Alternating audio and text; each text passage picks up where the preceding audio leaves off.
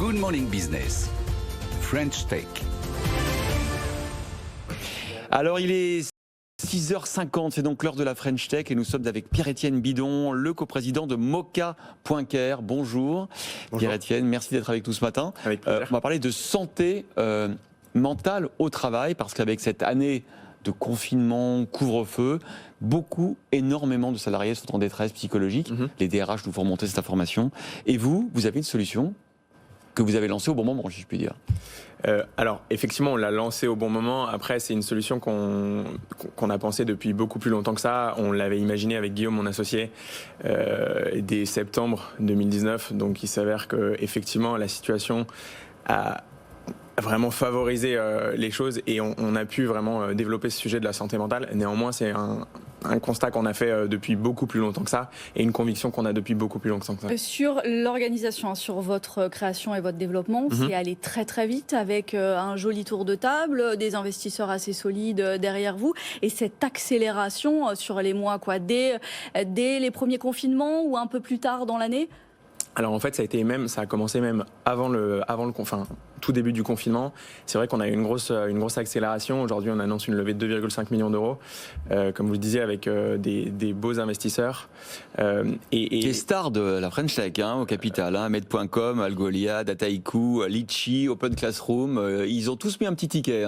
C'est vrai qu'on a réussi, en fait, je pense, à démontrer une grosse capacité d'exécution. En quelques mois, on a voulu aller très rapidement sur toute la partie technique. Pour nous, la tech a été seulement un enabler au départ et l'idée c'était vraiment de se focaliser sur le vrai besoin, à savoir aider les collaborateurs à vivre au mieux cette situation. Alors expliquez-nous ce que vous faites concrètement, comment effectivement on repère, on détecte un salarié en difficulté et avec qui on le met en relation.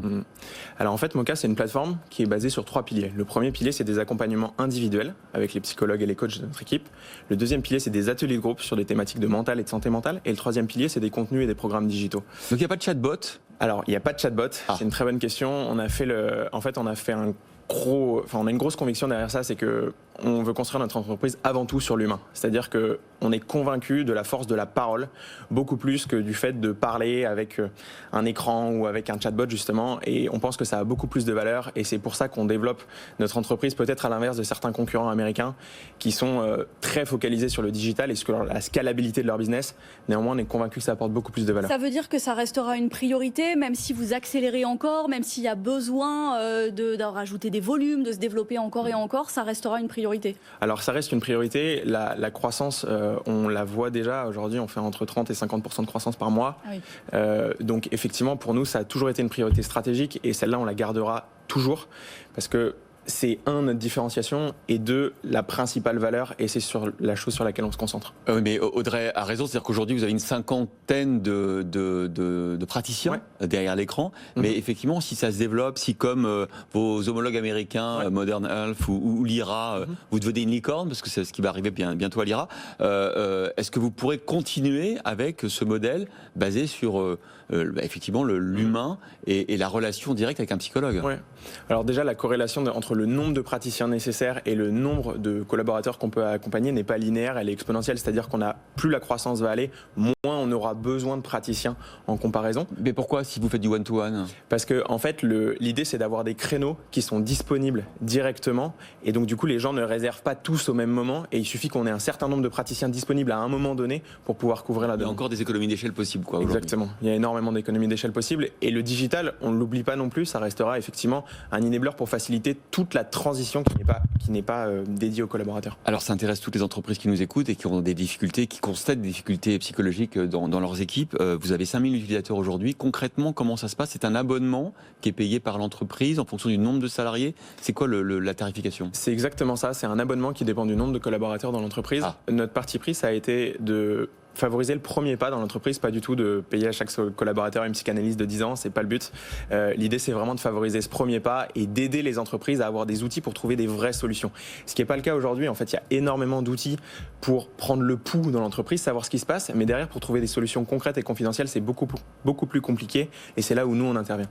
La santé mentale, donc pour mesurer ce phénomène en entreprise et les difficultés à l'heure actuelle, est-ce que vous avez ressenti qu'il y avait un retour retour, que c'était pris à bras-le-corps plutôt par des startups, par des PME ou par des grandes entreprises. Alors, il y a un budget associé, hein, où ça peut être une raison, mais est-ce que vous avez pu sentir le pouls, par exemple? Est-ce que c'est plus, on y répond plus dans les grandes entreprises ou les PME de manière égale? C'est vrai que nous, au départ, on a vraiment vu le besoin au niveau des startups scale-up, aussi parce que c'était un environnement qu'on connaissait beaucoup mieux.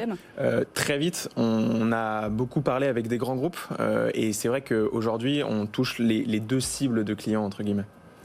Merci beaucoup d'avoir été avec nous, Pierre-Étienne Bidon, pour Moka.care et donc cette annonce de 2,5 millions d'euros avec des bonnes fées de la French Tech sur votre berceau. On vous souhaite une longue vie.